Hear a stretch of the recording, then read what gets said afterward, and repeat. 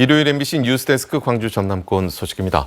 앞서 서울에서도 보도가 됐습니다만 심각한 물 부족 상황을 겪고 있는 광주에서 난데없는 물난리가 났습니다.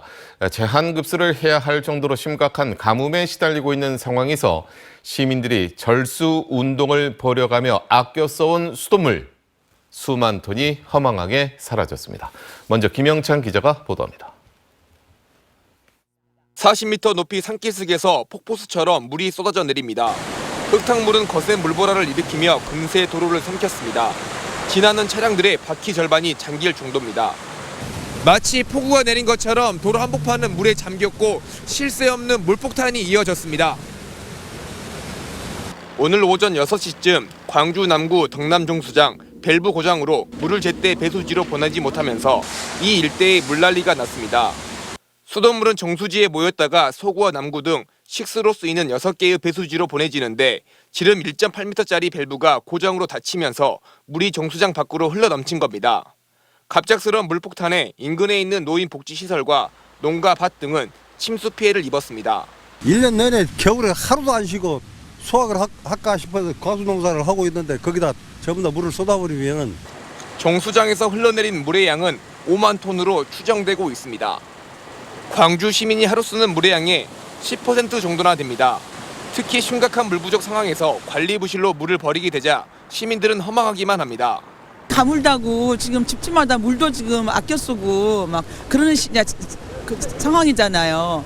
그런데 이렇게 정수장 가둬놓은 물이 다 터져가지고 식수로도 못 쓰고 이게 다 빠져나간다 생각하니까 너무 안타깝죠. 너무 아깝고. 상수도 사업본부는 정수장이 지어진 지 30년 가까이 되면서 시설 노후화가 원인이라고 말하고 있지만 정확한 이유를 파악하지 못하고 있습니다.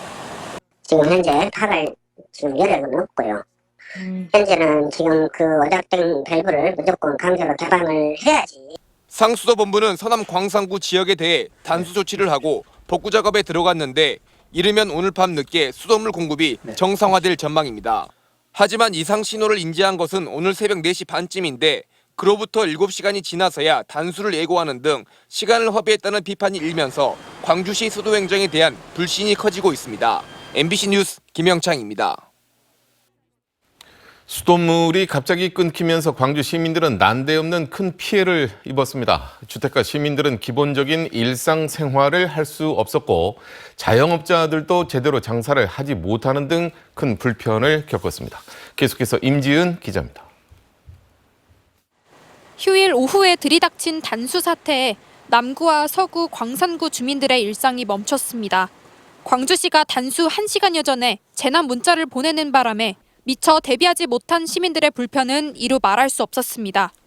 싱크대 물이 끊겨 설거지도 못하고 화장실과 세탁기 사용도 못해 일상이 엉망이 됐습니다. 아무래도 물이 안 나오면 많이 불편하죠. 많이 불편한데 이제 화장실도 불편하고 설거지 문제, 세탁 문제 여러 가지가 불편한데 일요일에 손님이 가장 많이 몰리는 미용실도 단수로 인해 손님들에게 피해가 갈까 제대로 된 영업을 할 수 없었습니다.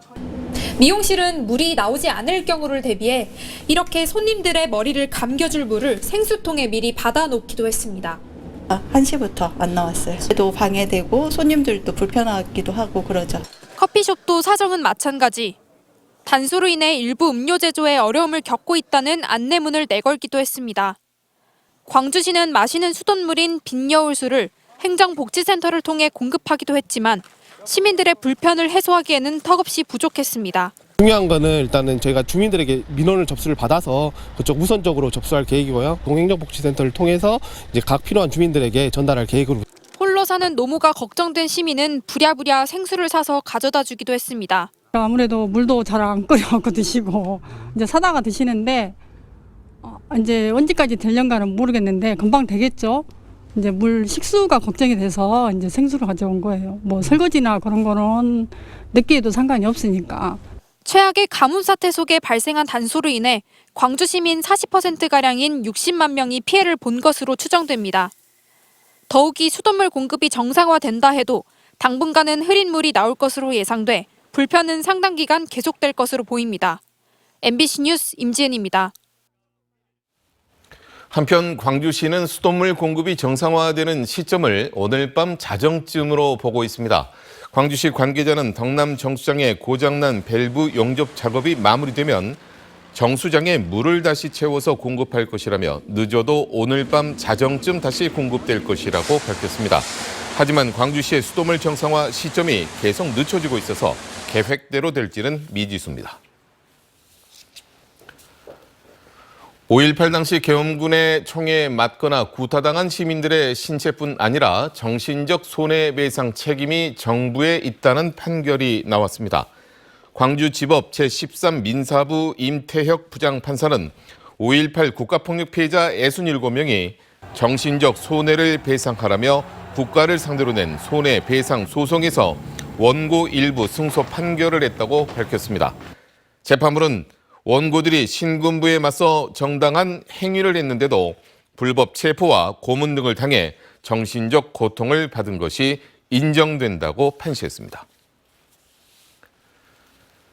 다음 뉴스입니다. 남녘의 섬 임자도에서는 매화 나무들이 꽃망울을 터뜨리고 있습니다. 구불구불한 고목으로 반백년을 견뎌낸 매화 나무 수천 그루가 새로운 고향에서 처음 피워낸 꽃입니다. 양현승 기자입니다. 잎보다 꽃이 먼저 피는 봄의 전령사 매화나무에 꽃망울이 가득 맺혔습니다.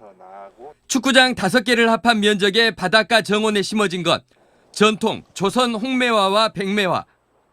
수령 50년 안팎의 고목들이 구불구불 길을 사이에 두고 언덕에 뿌리를 내렸습니다. 나무의 가치가 100억 원은 좋게 되는 홍매화 정원은 100억 원, 백매화 정원은 향기 나는 흰꽃에서 이름을 따 향설원으로 명명됐습니다. 감정평가를 하면 보통 2천만 원에서 한 4천만 원 정도 되는 홍매화들을 한 400여 주를 심어서 이 가치가 한 100억 원 정도의 가치가 있는 나무들이다 해서 100억 원이라고 지었는데, 임자도가 홍매화의 섬이 된 건 19세기 조선의 화가 우봉 조일용에서 착안했습니다. 1851년부터 3년간 임자도에서 귀향살이를 했던 우봉 선생은 조선에서 제일 가는 매화도를 그렸다는 평가를 받은 인물입니다. 태양광 발전으로 베어질 뻔했던 해남군의 매실농원에서 백매화를 기증받고 진도군에 뿌리 내리던 조선 홍매화를 배에 실어 임자도로 옮겼습니다. 그렇게 작년부터 임자도에 심어진 매화나무는 6천여 그루, 향나무 방풍림으로 매서운 삭풍을 막아주며 애지중지 가꾸고 있습니다. 많은 관광객들이 오시겠지만 우선은 지역민들이 여기에 대해서 힐링할 수 있는 기운을 얻자. 새로운 섬 고향에서 고목들이 처음 피우는 붉은색, 분홍색, 흰색, 검붉은색의 임자도 매화꽃은 이달 말과 3월 초 절정을 이룰 것으로 보입니다. MBC 뉴스 양현승입니다. 광주지검 목포지청은 근로기준법 위반으로 고소된 태원 유진운수 이한철 대표를 불구속 기소했습니다. 검찰은 목포 시내버스 운수 노동자들이 임금을 제대로 받지 못했다며 고용노동부에 고소한 8건의 근로기준법 위반에 대해 이한철 대표를 모두 기소했다고 밝혔습니다. 광주시는 올해 아이를 출산한 가정의 광주 상생카드 사용액을 추가 할인한다고 밝혔습니다. 대상은 올해 1월 1일 이후 광주에서 출생 신고한 가정이며 할인율은 기존 7%에서 3%를 더한 10%로 연말까지 적용됩니다. 광주시가 지역 내 경로당과 장기 요양기관 등의 난방비를 긴급 지원합니다. 광주시는 경로당과 요양시설, 보호센터 등 1,625곳에 올 10만 원에서 20만 원의 난방비를 추가 또는 신규로 지원한다고 밝혔습니다. 또한 난방비 지원 대상이 아니었던 요양기관은 어르신 돌봄 서비스를 제공하는 점을 고려해 2달간 20만 원씩 새로 지원합니다. 농림축산식품부가 농업 분야 일자리 정보를 통한 제공하는 도농 인력 중개 플랫폼 대국민 서비스를 개시했습니다. 도농 인력 중개 플랫폼은 구인 위주의 기존 시스템과는 달리 구직자가 원하는 지역과 농작업을 등록할 수 있는 양방향 맞춤형 정보 서비스를 제공하고 있습니다. 농식품부는 농촌 인구 감소와 노령화로 농업 분야의 외국 인력 의존도가 높아지는 가운데 도농 인력 중개 플랫폼이 농촌 인력난 완화에 도움을 줄 것으로 전망했습니다. 국토부와 행정안전부 등 7개 중앙부처가 자치단체와 협업을 통해 지역 활력타운 사업을 추진합니다. 올해 처음 시행하는 지역 활력타운은 은퇴자와 청년층 등의 지역 정착을 지원하기 위해 주거, 문화, 복지, 일자리 등이 복합 지원되는 주거단지를 조성하는 사업입니다. 지역 활력타운 공모는 전남을 포함한 7개 도의 기초자치단체를 대상으로 진행되며 상반기에 최종 후보지가 선정될 예정입니다. 광주시가 창업준비에서 실행과 성장, 도약 등 단계별로 지원하는 창업 패키지 사업을 선보입니다.